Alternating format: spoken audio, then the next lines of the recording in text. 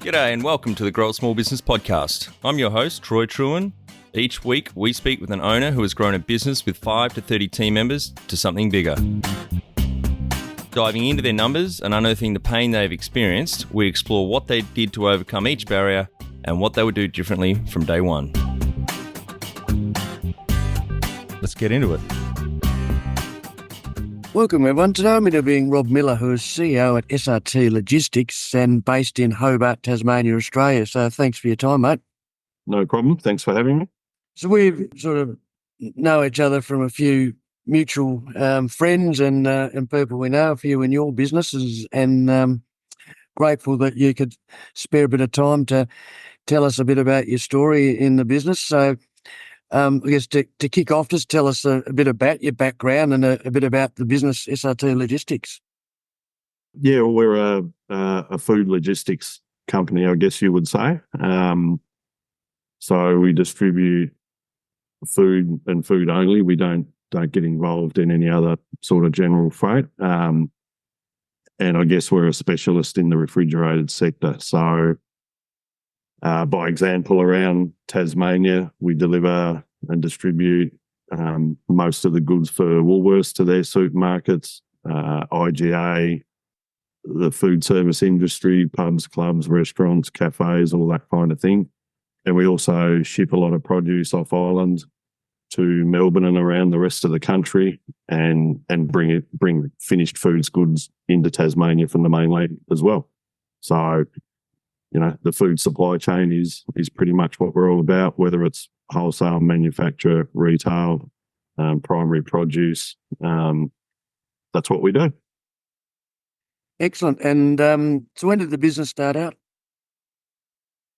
Well, way back in 1998, my father and also my uncle bought a business that was called, or had the trading name of Statewide Refrigerated Transport and Mobile Meat Transport, which is a fantastic name. And really what that business did was deliveries to butcher shops and some supermarkets around southern Tasmania from an abattoir that was out in Bridgewater. So in the old speak slang, we were meat lumpers. So we go to the abattoir in the middle of the night, carcass bodies of meat hanging from the ceiling on hooks, and drive around from 1 a.m. in the morning with keys to butcher shops everywhere and, deliver those into butcher shops. It was a fun job. Yeah, right. Yeah, certainly would have had its challenges. So, when did you start working in the business? So the business started in 1998. 88 that was. 88. They sort of bought that business, and it had, I think it was like 4 or 5 old TK Bedfords, which I don't even know what they are, but they're a pretty old truck. They're a 60s built truck, I reckon. So my father and uncle had that business. They sort of grew it a bit. They did some general freight storage sort of stuff as well out in Glenorchy.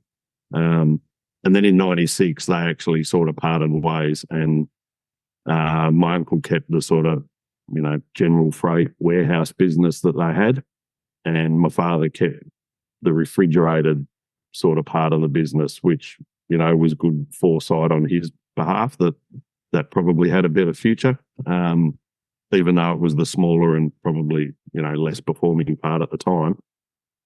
So I think that was 95 or 96 that occurred.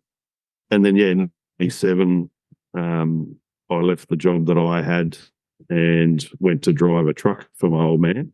And I did that because at the time I was pursuing a career in motorsport. So I was travelling a fair bit. So I left the full-time job that I had as a warehouse manager at the time, working for Makita Power Tools.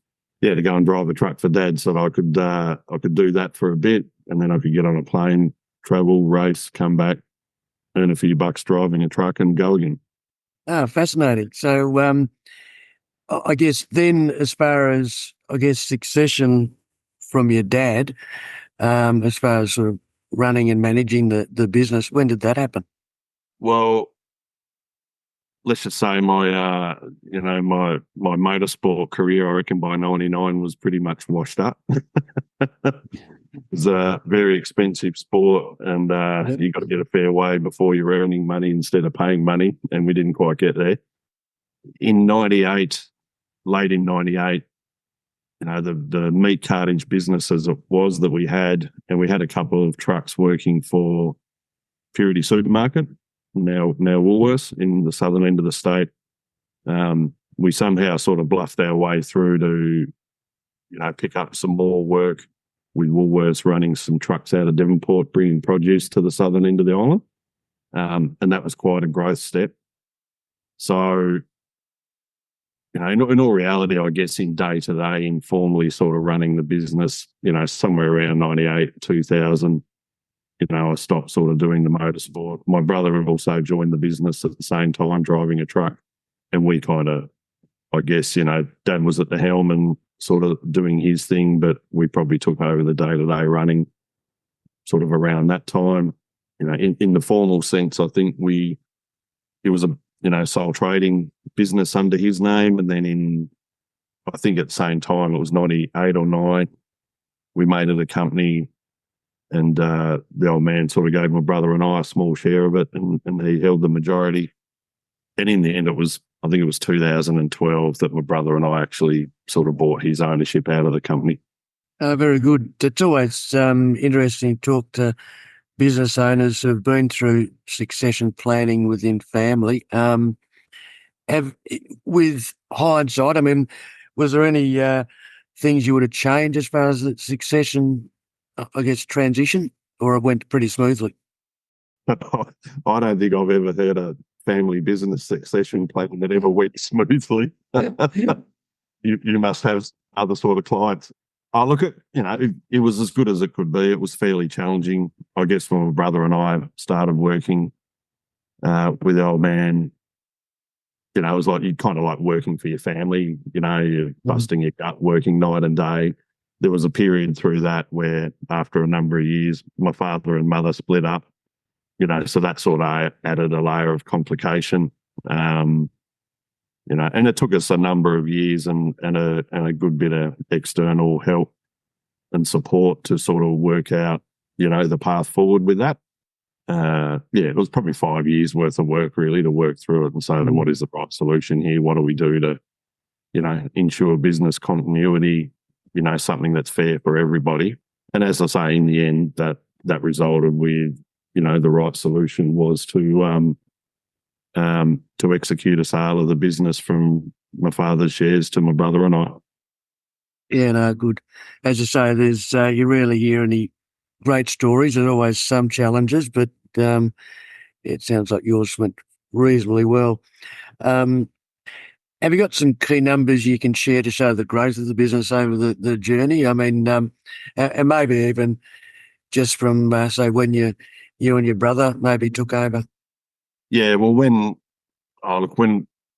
it first started there in 97, 98, we had an admin guy and he left, and then I sort of took that side of it over. And I guess what I recall from back then, we were invoicing out to those two customers about $14,000 a week is the number that rings in my head. So, it was 700 odd per annum was the turnover.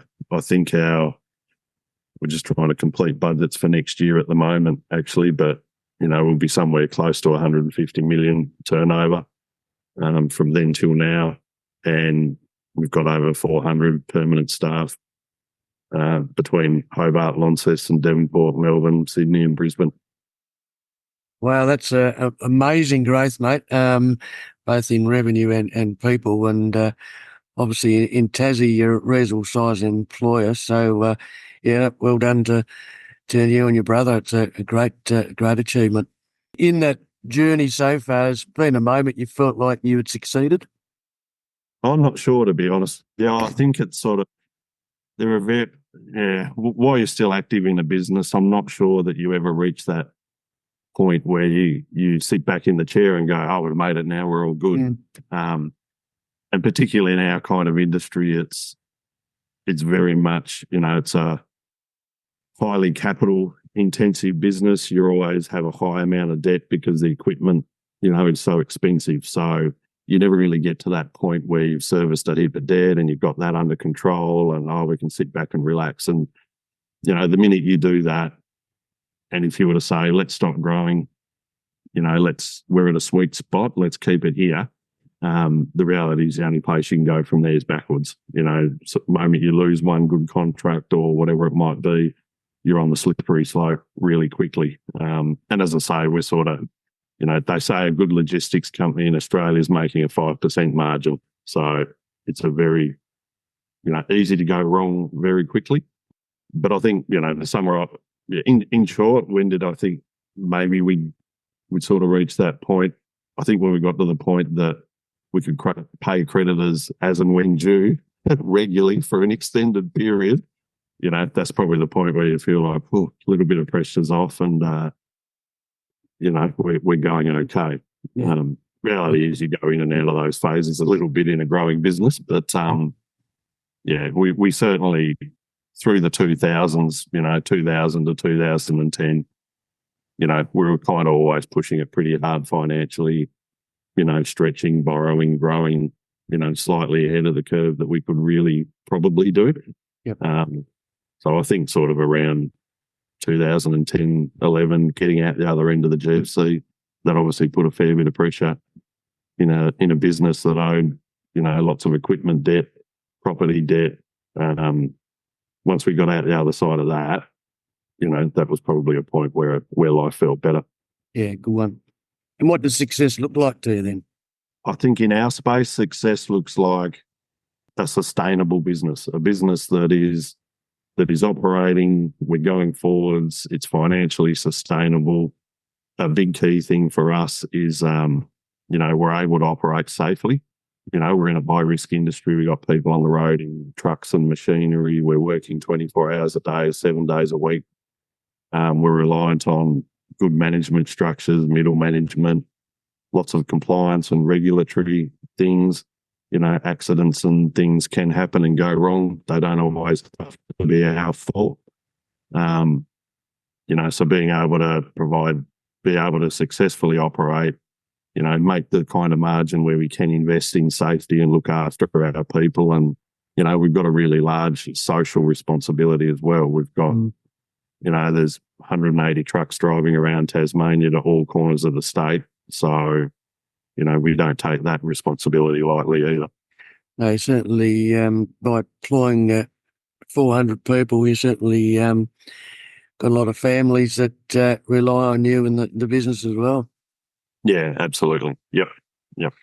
So what's the number one thing you'd recommend to marketing a fast-growing business? Look, at the end of the day, we're truck drivers. We're very unsophisticated. There's nothing particularly fancy or, some light bulb moment or anything ever that we've done. I think my answer to that is do the basics, especially in a place like Tasmania. Do the basics where under promise and over deliver. And if give the customer what they are paying you for to do, provide that service. If you under deliver in Tasmania, it's a big country town, word spreads quickly, and that'll be the end of you, So we've got short tolerance for people that talk a big game and deliver a small one. On the other side, if you exceed your customers' expectation, you do a really good job, word of mouth can still help you in Tasmania, where it's different for us where we're business to business. We're not selling to the retail public. So social media, other branding, selling, that kind of thing, it's not as much relevant to us. So, you've just got to do what you do and do it really well. And there's a lot of businesses out there that don't do that, that have, fancy salespeople promising the world and set low expectations and exceed them. Yeah. I think it's sometimes keeping it simple works really well, right? Yeah, absolutely. And in our business, we don't have a salesperson. We don't even have account managers. So, we've kind of gone from 2 customers to, we would have 450 active customers on the books. And as I say, from 1998 to now, we've never had a salesperson or an account manager or anything like that. One job's led to the next job. And 90% of our work is the work coming to us rather than us seeking it. As you say, driven by your service delivery. Yeah, and sometimes your best sales department is your competitor. So measure yourself by your competitor, and whatever they're doing, just be better. Yeah, other people will talk to other people in your industry or field, and oh yeah, I use this company, I'm not getting a great service, and somebody else says, well, I use these guys and they're doing a really good job. Oh, who are they? Give me a contact. Mm. Tasmania is still small enough that I think that is the key. And so how have you funded your business over the journey so far? Lots of bank borrowings. Yeah. Yeah, again, most of our capital expenditure is fleet. When you pass a B-double truck on the road, you're passing about $800,000 worth of equipment, and it may have a service life of 5 to 7 years, depending how hard we're working that piece of equipment. We sweat the asset pretty hard. That bigger machinery probably does 300,000 kilometres a year. So after 5 years, it's done over 1 million kilometres and sort of either needs a whole lot of refurbishment or replacement. Smaller trucks last longer because they don't quite do the miles. So really, we have just grown on capital raising to buy fleet, pay that fleet, buy some more. That and a good old fashioned overdraft, and that's about it. We've never really done any outside capital raising or anything like that. Somehow we've survived through that, and somehow kept our bankers happy. Happy-ish. It's always a good outcome when you keep them happy. Yeah. Have you accessed any government grants along the way? No, not really. Probably one way back in the mid-2000s, we built a wash bay at Brighton. We got a local sort of grant towards water reuse and put in a plant that, recycled water and did all these fancy things in the truck wash. Yeah, I think that's about it. Other than that, even through COVID and that kind of thing, we didn't get JobKeeper or any of those things. We've sort of, we really, to be honest with you, we've solely had to stand on our own 2 feet. Now, if you were to start up today with plenty of funding, would you go into your industry? Nope. That was quick. Yep, that's a definite no. Yeah, look, sounds harsh to say that, but I actually love what we do and I enjoy it. And I still, after all the years and all the challenges and, horrible things that have happened at times, I'm still happy to get up every day and go to work. But if you look at the simple metrics, as I say, there's a high capital, high debt industry, tiny margins that you either have one truck and drive it yourself or you'd be massive. Anywhere in between, the economies of scale really don't work. Mm-hmm. So it's super high risk, high risk with personnel and people from a safety point of view, high risk financially. The only thing that's improved the industry in the last decade, compliance and regulatory things, whether in our space it's, food safety compliance, workplace safety compliance, that's kind of lifted the bar and washed some of the cowboys out of the game. Mm. But at the end of the day, you could still go and buy a truck tomorrow and go and give a customer a price that's 20% cheaper than ours because you don't have any overheads, you don't have office staff, whatever. So there's, that's still a problem in our industry, but it is the playing field's getting the barrier to entry, the higher it gets, the more it kind of levels the playing field. Yeah. But if I was a startup in this game tomorrow, maybe put your cash in the bank and you'll earn more money that way, to be honest. Yeah, right. And what about your most stressful point in your business growth journey so far? Wow, there's a few. The GFC was one of them. We were hit very hard by our banker at that time. We had just grown substantially. We built our first sort of, greenfield distribution centre in Launceston just before. We were operating, we were meeting our debts, we were, profitable, very, very marginally so, I must admit. But pretty much overnight, the bank came to us and said the property debt that we had, we need a couple of $1 million of that back, and you got 30 days to do it. Yes. And a whole bunch of other things they hit us with pretty much overnight. We hadn't defaulted on anything. That was just the reaction of the banks at the time to any, in the transport industry, is always looked at as a fairly, high risk sector because of all the things you talked about. So we went from, going okay, we just pushed a bunch of growth through with new contracts as well. So very secure. I mean, one thing about the food industry, everyone's got to eat all the time. So we're a little bit recession proof. We still have highs and lows, but your margin might get squeezed, but it's not like people are going to stop buying TVs tomorrow. They're still going to buy, cereal, loaf of bread, milk, all that kind of stuff. But yeah, literally overnight, we just had a gun to our head that nearly folded us, to be honest. And the only way we got out of that was a lot of negotiation and dragging it out for 12 months while we, worked on refinancing, moved to a different bank, got out the other side and kind of went forwards from there. So that was certainly a tough period. And then I think probably the second toughest one, in 2020 with COVID, that was extremely dynamic, very difficult to run a business like ours where one side of the business in supermarket volumes was booming. We couldn't deliver enough toilet rolls to save ourselves. So, we were essential workers. We kept operating through it. That part of the business was booming. Our small fleet that did food service distribution to, cafes and restaurants, that side crashed. So we had a boom on one side where we didn't have enough workers in another sector of the business that we were putting on holidays and standing down and doing all that kind of thing, but didn't have the license. They didn't have the skills to drive the bigger fleet. So that was incredibly difficult. And at the same time, I went through a marital separation. And during the same year, we had a snowstorm in Launceston that we got a foot of snow on the roof of our warehouse and the building collapsed. And at 10 a.m. in the morning, and over at the Woolworths DC over the road, they had a similar event. So it was a year of constant crisis management, like 24 hours a day crisis management. So I think there's probably two periods there that our backs were against the wall pretty hard. Yes, those sort of things certainly make you age pretty quick, wouldn't they?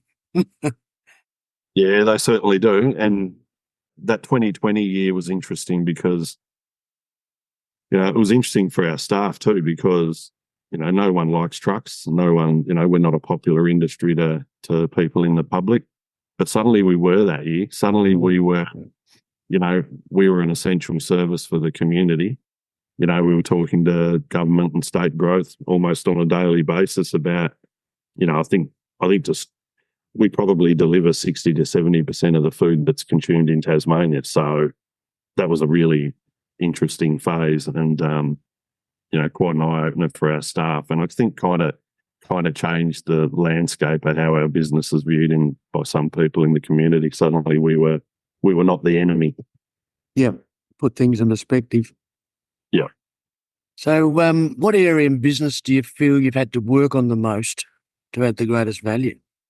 Oh, look, I think in a business like ours that is, very, it's a people business, the single largest expense in our business is payroll. So that is a constant thing. You're always working on your people, your structure, people development, how to recruit people, how to keep them. As I say, from a financial perspective, staffing's our single biggest cost. And it's our staff that make or break us as a business. That's the area of, how do we differentiate ourselves to our competitors? We've got to do a better job, and to do a better job, you need better people. Well, it's interesting because, like you say, at the end of the day, you're actually in the business of people, not necessarily. I mean, it's logistics, but you sort of wind it back. It's actually the business of people, isn't it? 100%. When customer rings in, or they got a problem, or then something that needs to be done, they want a person on the other end of the phone that's got a can-do attitude rather than we can't do that, or I don't know, ring someone else, or so that's always a key area of work to. We built the business probably on that value of going above and beyond for our customers. And the bigger you get and the more staff you have, keeping that gets harder and harder. Yeah. So that still remains a key focus for us. Yeah. What have you enjoyed the least about managing fast growth? Keeping bankers happy. Well, from your experience, I can see that. Yeah, I think it's the having to explain yourself to other people. Yeah. Yeah. You generally, if you have a plan and you're executing that plan and, you know what you're doing, you know that, when you're trying to grow something, you're not always highly profitable while you're doing that. And in actual fact, when you make large growth steps, your financial performance goes downhill. And that's part of the journey of achieving that, but you have to convince other people to support you financially on that journey. That there were times where certainly that was the most challenging factor. I can say probably the last decade or since we made that banking change, we've been, we learned I think it's those times where your back's really against the wall that's when you learn. Yep. And we've learned some things out of that. We learned some things not to do again, and we've had really good support from financial institutions pretty much from then till now. And I think looking after those in a business that does, have high turnover, high debt, all of that kind of thing, you've really got to look after those relationships, keep them well informed. That's the important part. Otherwise, the door can close on you really quickly. Yeah. And so what do you love most about growing a business? I think for me personally, it's probably just been the thrill of the hunt, to be honest with you. I know that sounds really simple, but I think for us, we've always, and David and Goliath kind of things, we're always David. So we're always competing against, national or international logistics companies. So, the thrill of being able to do a good job, keep our customers happy, compete for the next bigger job or whatever that might be, and be able to achieve that, that's probably a key motivator for me for a long time. And I have to say, and again, this is a little bit, it's not as personal as it used to be because we're big business, a lot of people, and we're spread out. You don't know everyone as intimately as I used to, but I did always get, a sense of pride that, our employees are working, they're going home, they're putting food on their table, and, we're a part of their life and we're a part of them being able to achieve that for their families. And I think in any family business that should be important to you. If it's not, if you're just there for profit and all of the rest of it, and whether it's just, getting a win over somebody else that you're not supposed to be able to beat, or, as I say, that staff and family aspect and getting a buzz out of that as well. If you're just there for money and you're money focused, you're not going to be building a business for the long term, So we certainly had a lot of years we've never really operated the business purely for profit. Oh, I want to make a heap of money this year. We wanted to operate for those reasons, get better. We make money so that we can reinvest that money, and we've never really stopped doing that. So It's always been a longer term game. I think that keeps you on the straight and narrow when you're in private business. Yeah, absolutely. And what's been the biggest mindset shift for you in your business growth journey? Oh, look, I think my brother and I had a debate about this. My mind would have shifted. His hasn't. In the old days, buying a new truck, when a new truck arrived into the fleet, because it was probably a rare moment in the early days, when we'd started there, I think we'd just bought our first brand new truck, everything else was second hand. So you buy a lot of equipment, you have a lot of pride in the equipment, and, trucking used to be, the driver would take the truck home, they'd polish it, everyone would love the equipment, I suppose for me over a journey, then you get people that abuse that equipment, don't really look after it, can't be bothered washing it, all these kinds of things. You kind of get to the point where when scale gets bigger, you kind of let go of the disappointment of people not caring for the things that you're struggling to pay for them to have to do their jobbing. But you cross a bridge where it's a bit like, look, we still chase that and want people to look after the things that we provide. But the reality is they're a tool of trade. Do you know what I mean? And so we could look after them and keep them in tip-top condition. But we used to get quite emotional about that, and it would cause a lot of arguments in the workplace. My brother still gets quite emotional about that. He hates buying new equipment, and a week later it's in the workshop with damage done to it. But there's certain things you learn you take everything very personally. Yeah. I think in earlier days, and over time you learn to compartmentalize that and say, this is still personal. This is an issue. We will get emotional about this. But these things over here, let's just rationalise that a little bit. Yeah. It's equipment. It needs to be looked after. Things are going to happen. We fix it. We move on. Yeah, that's interesting. What's the number one habit you think a business owner needs to develop and maintain? Honour your commitments. I think it's as simple as that. And work your ass off, really. If you go into something not willing to work your butt off, then I suggest you don't bother. Hopefully you get to a point operating a business where, I can remember the conversation that, actually back to your last question, probably shifted my mindset a little bit, was when someone told me, Robert, it's time to get out of the business in the day-to-day and stop operating in it. You need to operate on top of it. Remove yourself a little bit so you can, steer the strategy and manage other things. Yeah, that's what you need to do. But in the early days, for many years, I was going to work at 2 a.m. and, having a shower and grabbing an hour or two sleep at lunchtime and going back to work and being there till 9 o'clock and working 6-7 days a week and all that kind of thing. If you're not, as a small business owner, if you're not prepared to do that, work for somebody else. Yeah, it's a good point, but I think ultimately it's, as you say, having the habit of working on the business is so important. If you want to grow it, unless you want a business that's essentially a job, then that's a different story. Yeah, I think in early days you need to work in the business so that you understand what you are doing. In the military sense, you be at the front line. You need to understand it from the bottom up. You can't then step out of it to work on it and manage it if you don't know how it works from the bottom up. And I think that's important too for your people that, it's still when we get busy now, like I actually quite enjoy, Christmas, and that is the busiest time of the year for us. I love nothing better than my phone actually stops ringing during that period, because the kind of people I'm sort of working with day to day are head down, bum up, nobody wants to speak. It's a great time for me to put the Blunstons on, go up the warehouse and get in a truck and start driving up and down the highway or around town.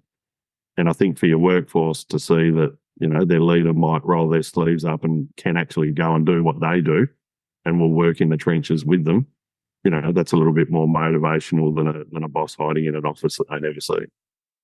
Yeah, and I love that. I think from, like you say, from a leadership perspective, but also from a management and sort of getting to sort of understand what is going on at the grassroots. And I think, I talk to a lot of business owners that do that on a regular basis, and it's good from both those angles. So I'm glad you shared that. Are you a small business owner? You know that getting recruitment right can make or break your team's success. Just one mishire can cost your business up to 27 times their salary. Finding and retaining top talent is a challenge, especially in today's competitive market. That's where our Ultimate Recruitment Toolkit comes in. Over 10 intensive days, our online course is designed specifically for small business owners like you. We'll walk you through the process of sourcing and securing A players for your team. Here's what you'll gain. Learn the proven strategies to pinpoint and attract the best talent in your industry. Access our comprehensive playbook filled with templates and tools tailored to fit your business needs, and apply the resources right away to enhance your recruitment process and streamline hiring. Invest in your business's success by helping your management team become effective recruiters. Supercharge your hiring process today with the Ultimate Recruitment Toolkit, available at growasmallbusiness.com. Can you talk about how you've added people to the team, sort of win mistakes and advice? As you say, you're in the business of people, so no doubt you've got a lot. You could talk about a lot of you. Again, lots of times we've got that right. Lots of times we've got it horribly wrong. The best people that we have in our business and the best people that have been there on the journey, in my view, the people that have grown with it from the bottom up. So we've got guys that are effectively like a state manager, running their area of the business, and they started with us 20 odd years ago, driving a forklift or driving a truck or on the telephone or whatever it might have been. And effectively now they themselves are business operators. So they feel that mantra of they've grown with the business from the bottom up. Mm-hmm. They know what they're doing. They know what they're talking about. They're not full of shit. they speak and lead with substance. That's important. So trying to grow and develop young people from the bottom up. I've also employed quite a number of people that are actually even friends outside of work, or were at least known associates through other people. People will tell you that is high risk. Don't employ, friends, family, and any of that sort of thing. I've kind of gone against that at times. And I think in our particular case, so, of our executive leadership team, which there's sort of 6 people in, 3 of those 6 were either actually close friends or known to me outside of work. And that's actually worked for us really well. You might have to give them a call and see if it's still working. But again, you just need people that you can trust that will have you back. So I've broken a few golden rules there, to be honest with you. I think as far as that people side of it goes, we are, we're pretty much, it's a war on talent out there. I feel like these days finding talent is, any business owner will tell you, is way more difficult than it used to be. Finding motivated people that want to achieve and, push their own career forward, that is harder and harder. So, for us as a business, we're investing heavily in 2 things at the moment, and those focuses are people and technology. How do we get young people in, train them up from the bottom? We want to bring them from the bottom of the business all the way to the top, because it's harder and harder to find ready to go employees out there. So we better invest in the future and do that now. So I think all the way that's been we've employed and promoted people from within the business. We typically haven't hired other people from within our industry, from other workplaces. We don't want some other logistics company's ideas. We make our own. And what are some things you'd recommend to building what we call a sustainable and kick-ass culture to help with growth?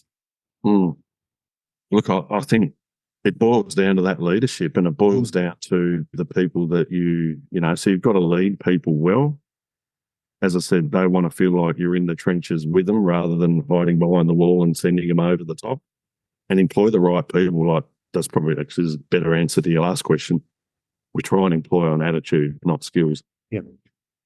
So yes, certain jobs you need certain skills and things like that, but employ on attitude. Get people that will give a shit, that are motivated for themselves. They've got a family to feed. They want to progress their own life and their own career. Employ on those things. So they're the ingredients to bake the cake, I guess. And then you've got to lead them, inspire them. I don't think there's any one silver bullet that if you do this, this will happen. But if you get a collection of the right-minded people, and they're well-led, well-organised, then you've got a chance to achieve that. Yep, no, I couldn't agree more. And by the sound of it, you do that pretty well, so well done. Tell our audience how you've handled balance between your sort of, business and personal life over the journey. I think I've shown that I haven't necessarily done that very well at times. Maybe I'm a person of extreme. I think I spent too many years probably, work was my absolute dedication and focus. And, I had a number of years where I don't think I even had a week off, or if I did have time off, maybe it was a week. And if I did, then I'd spend that week somewhere on the phone the whole time anyway. So I was probably a control freak. And then, then the pendulum probably swung the other way at a certain point where, kids and life and family. I took a fair bit of time off in one particular year. I think it was about 2013, 14, where that was probably where I found some balance. That I built a shack up the East Coast, and I sort of did that as an owner builder with a local guy, and I laboured and did a lot of work on that myself, and that meant I was away from work a lot. And I'd kind of hide the fact that I was away from work. I didn't want my people to think the boss was doing nothing. But I actually found in that year that put trust in management and letting other people do their job. That did actually function without me. Mm-hmm. So I think that was a bit of a tipping point for me where I found a little bit more balance. And really what happens now is I probably year to year, one year might be a bit work heavy, the next year might be a bit I know, I'm a bit of a man child. I'm doing Rob things as much as I can this year. But I think you've just got to keep it in mind. And yeah, I think to get going, you've got to be a workaholic, and you can do that for a period, but you can't do it forever. Yeah, definitely not sustainable, right? Yeah. So how much professional development have you invested in yourself over the journey so far? As a person who left school and didn't maybe technically finish grade 10, I could say all my personal development has been on the job. Yep. And, and a few people working with me that mentored me at quite key moments, sort of helped me along the journey. But no, I'd say that sort of professional development investment in myself is a big fat zero. But you mentioned you've had mentors and or coaches along the way. So tell us about that experience and the value they've added. Look, when we turned the business into a company with my father originally, sort of in that late 90s, we tried to professionalise as well as we could, and obviously established a board and board meetings and structure and process. We brought in an independent chairman, from the business sector in similar workspace to yours, and that person's still there now in that role, and provided that key sort of business leadership and mentoring in that business sense. And there was actually a guy in the early days that for Woolworths back when, Purity even, that was sort of their transport manager in Tasmania, and because I was only young, I was like 21, 22. He kind of mentored me a fair bit as well as we got pushing along as a business in the, more in the operational side of it. But I think I just learned from experience a bit, to be honest. And the job I had at Makita, which I left school at 16 and went and did that full time. In the 5 years I was in that business, I was a warehouse worker driving a forklift, picking orders, and I did some sales repping for a while. The administration person, it was only a 6-person business. The administration role was vacant for a year, and I did that. So I learned a bit about banking and financial reporting just through force of having to do it. I did some sales repping for a while. So in that 5 years, I kind of worked in 5 different areas of, an international company, but effectively the local operation was a small business. So yeah, that gave me quite a good foundation, I guess. Yeah. So do you have a board of directors or advisors? Yes. So, like you mentioned before, the chair is independent. Yes.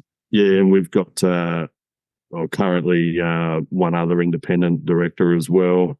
We'll be looking to sort of add some new ones in the coming months. My father's he sort of retired out of the business a while back, but he's only just sort of hung up his spurs and retired from the board as well. So we'll get we'll have quite a good balance there where, myself and brother as the shareholders of the company, and then some independent people and some that have been there on the whole journey as well. So final 5 questions, mate. So what do you think is the hardest thing in growing a business? People. Yep. tends to be the common answer. But it's a bit of a paradox, though, isn't it? Like you say, it is the hardest thing, but it's where the value's at. So 100%. Yeah. And you mentioned as far as professional development, you haven't done necessarily anything specific, but what about any business books that help you the most, or not necessarily a reader or a listener?